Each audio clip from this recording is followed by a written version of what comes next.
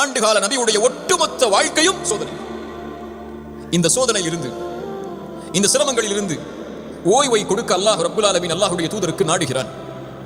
அல்லாஹ்வுடைய தூதருக்கு அவர்களுடைய இறுதி நாட்கள் நெருங்குவதற்கு முன்னதாகவே அல்லாஹ் அதற்குரிய அடையாளங்களை வெளிப்படுத்துகிறான். ஹிஜ்ரி 11வது ஆண்டு ரமதானுடைய மாதம் அல்லாஹ்வுடைய தூதர் ஸல்லல்லாஹு அலைஹி வஸல்லம் ஒவ்வொரு ரமதானுடைய மாதத்திலும் 10 நாட்கள் இஅ்திகாஃப் இருப்பார்கள். 10வது நாள் இஅ்திகாஃபை முடித்து அல்லாஹ்வுடைய தூதர் சுஜூதில் இருந்து எழுந்திருக்கிறார்கள். எழுந்தவுடன் சொன்னார்கள், யாரெல்லாம் என்னோடு 10 நாட்கள் இஅ்திகாஃப் இருந்தீர்களோ அவர்கள் எல்லாம் இன்னும் 10 நாட்களை அதிகப்படுத்திக் கொள்ளுங்கள் என்று.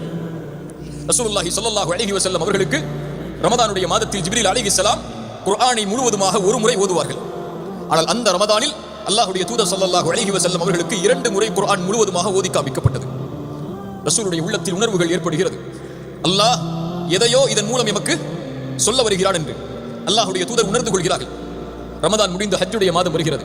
அல்லாஹ்வுடைய தூதர் ஸல்லல்லாஹு அலைஹி வஸல்லம் ஹஜ்ஜுக்கு செல்கிறார்கள்.